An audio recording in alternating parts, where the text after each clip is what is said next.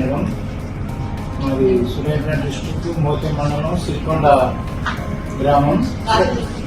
పోయిన ఆగస్టు 5వ తారీఖు మా బాబుకు హెల్త్ బాగా ఖమ్మం తీసుకుపోవడం జరిగింది. అక్కడ జ్వరం విపరీతంగా ఎక్కువ కావడానికి ఆ నుంచి హైదరాబాద్ తీసుకొచ్చినాం.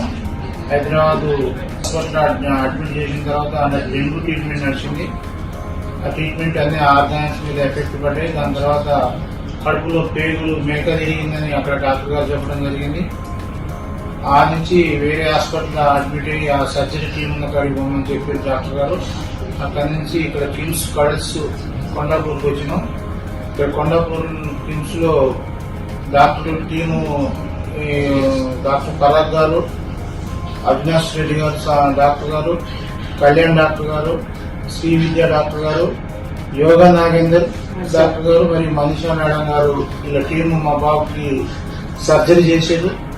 సర్జరీ సక్సెస్ అయింది. మా బాబు మంచిగా రికవర్ అయ్యాడు, మంచిగా కోలుకున్నాడు. ఈ రోజు మేము డిశ్చార్జ్ కావడం జరుగుతుంది.